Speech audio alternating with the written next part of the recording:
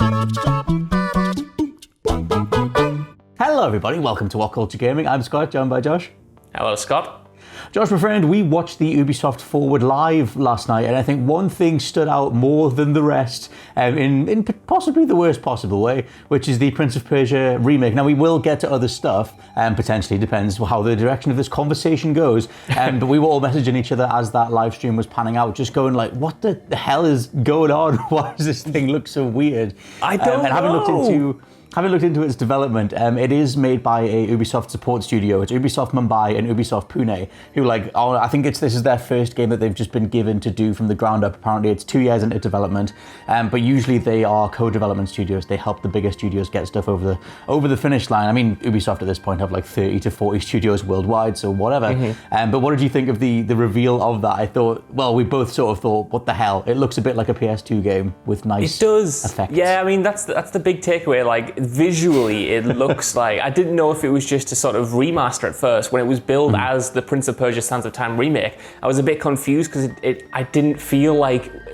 When we have games now that are billed as, a remake, something built from the ground up, like, our expectations are so high. We've just had Tony Hawk's Pro Skater 1 and 2. We've had, the Spyro remakes. We've had Resident Evil remakes, and they're all next level. They're all proper reimaginings of those original games, like done to perfection. So I feel like Ubisoft in a way have kind of shot themselves in the foot by calling it a full remake, because us as gamers and players and fans, we have a certain level of expectation when we see that slapped onto something, and I don't think visually anyway this lives up to that idea, which does suck. You know what? When we rip apart games on these videos, Scott Tilford, usually, like, I'm all for it. I don't really care. We can jump straight in. But when it comes to Prince of Persia, this remake, I feel bad tearing into it in a way, because, like you said, it is like one of the first big games like from this studio. You can tell when the people were on, talking about it, there is passion behind it. It's just like, I feel like they needed a bigger budget, maybe more time, maybe more people, or more hands on deck to kind of build this thing, because Prince of Persia, sorry to keep rambling, I apparently have a lot of thoughts about this. It's just that Prince of Persia has been away for so long that you want the comeback to be, this grand thing, and this is much wonkier than I'd want it to be. The thing is that with Activision like absolutely nailing the remasters over and over again, like the Crash Trilogy, Spyro, Crash Team Racing, Tony Hawk's, and then on the other side of things, you've got things like the Blue Point remakes, like Shadow of the Colossus, and what Demon Souls coming up. There is like a bar being set as to what a remake is. Like initially when Crash first came out, it was like, do we class these as remasters or remakes? But I mean, it is like a remake, but I think that over time they've managed to add like enough features to it where it feels like a distinct new thing. Like Tony Hawk's is like this amalgam of Tony Hawk's 1, 2 and Underground, and has a whole online mode and whatever. Like it feels like a newish thing with the DNA of the old school. Prince of Persia, it didn't really look like they've done that much to it other than a visual overhaul. Apparently it is built from the ground up again, but it looks fairly similar to, I guess it looks similar to how you remember Prince of Persia looking, because if you actually go back to it, it will be way worse. Something that kind of stings a little bit is that the original classic costume is a pre-order bonus. It doesn't seem like it's something that the Prince wears anyway. But I do wonder, in reference to like how much Activision are sort of starting to dominate the remake market, because Ubisoft said this is their first big remake. They were like, we're going to remake this masterpiece, and it's a big deal and whatever.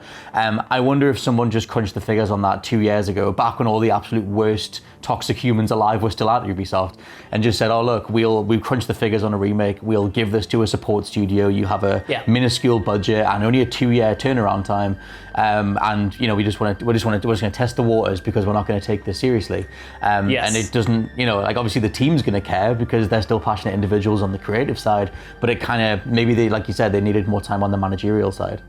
That's what it sort of feels like, at least just going from this first, reveal. It feels like the people at the top, or who were at the top of Ubisoft, whoever was in charge of greenlighting this, kind of had a lack of confidence in it in a way. You know what I mean? Just to echo everything you said, it feels like they're just sort of dipping their toes back into the Prince of Persia waters to see if anyone cares enough. I feel like Ubisoft has this weird relationship with their past franchises, where they don't know if anyone cares about them anymore. And we've talked about this at length about Splinter Cell and Prince of Persia and the rest. And it does really feel like they're scared to properly commit to either a proper, massive blowout, pristine, high production value remake, or a new sequel of these franchises in case the audience isn't there. But I don't think having this kind of half step execution of, we'll give it to a support studio, they'll turn something around, we'll see if people are interested in it, and then we'll greenlight something bigger. Like, that's not going to work, because people are going to see this version and kind of think, well, why do I want to buy this now? Why would I want to support this to then hopefully support something in the future? So it's a weird way to go about it. Because that is the way that Activision seem to be doing it. Like, they put a bunch of teams on old school stuff, they remaster or remake stuff really, really well, and then you take all those lessons learned, like in Crash's case, and do Crash 4, and it feels like the next step in that franchise. Crash 4 is brilliant. You can check out the hands-on video for it. But like you said, in this case, it depends where they go from here, and the step that they've put forward is a bit of a wonky one.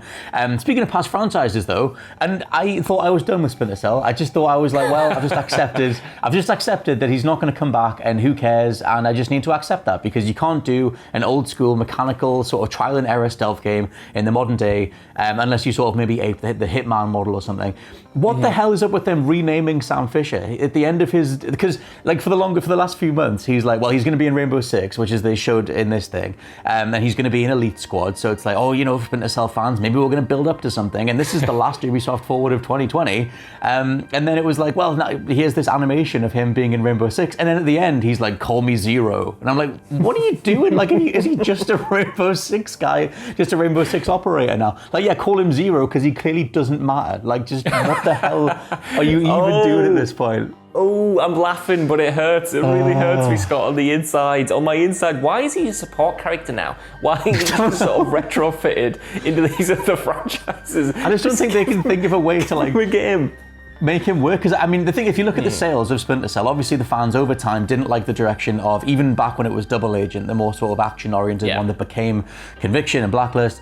And I get that, but those games started to sell better if you actually really like hold them up. Pandora Tomorrow like initially fell off, and then whatever, Chaos Theory is the best one.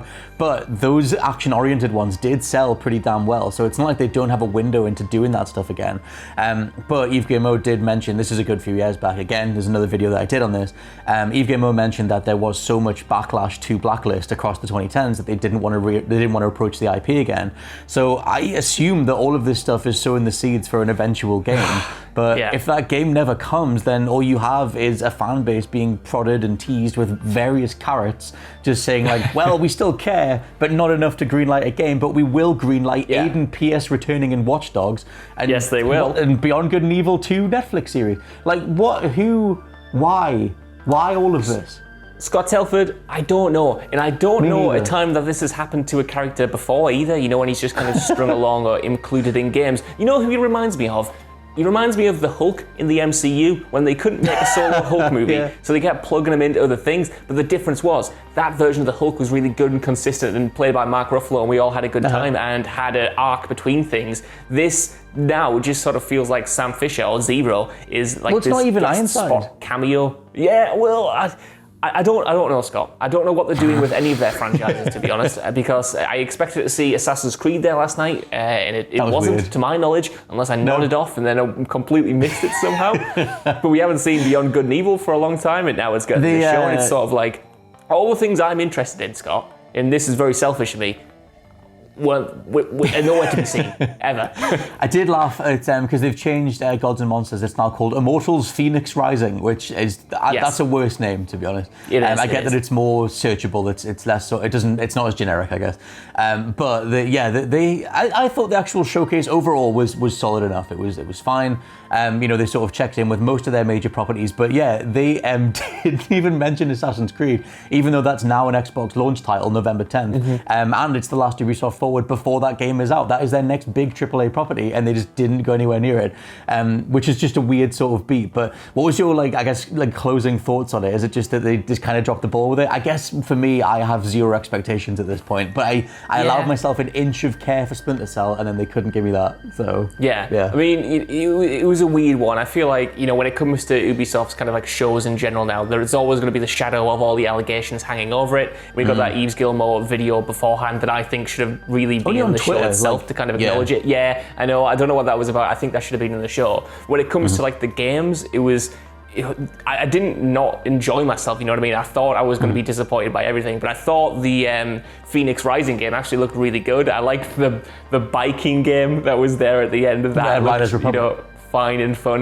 The Stormzy bit was a good bit, but it's just like I don't know what's really happening with these games that we're supposed to be looking forward to, that are some of the launch games in many cases for like the next gen consoles, Watch Dogs and Assassin's Creed, like you said. And it's kind of like, I've seen that Watch Dogs demo about 50 times now over the past 2 years, and obviously it's different, but really it's the same. It's like, well, you can be anyone, but do you want to be anyone? And it's like, what else is that? What else is there? Is this the game? It looks fine, but why are you pushing this when there's so many other things you could be highlighting potentially? I think, to be honest, because we're at the end of, like I said, there's all the allegations, there's the staff members that have sort of like stepped away or were allowed to step down, but they retained all their shares in the company. It's a whole thing. But those people, the projects that they greenlit, like they contributed to some of the worst stuff that Ubisoft's ever put out. And in case of Sergei Haskoi, or whatever the hell he's called, that guy fundamentally contributed to that idea of the Ubisoft formula that we've got so sick of across the 2010s. So I wonder if these projects are just these literally are the runoff from that guy leaving, and these are the projects, the last things that he greenlit, for the most part, and that's why it's just going to be a case of getting through these things. And it's not that they don't have positives to them, but I think it's just going to be getting through that stuff, and hopefully next generation Ubisoft will have a whole new identity, because they have a whole bunch of, those people are all gone, so hopefully that results in some sort of positive thing for that studio overall, because the 2010s overall for Ubisoft have just been really weird, and I'm kind of looking forward to them breaking away from this stuff.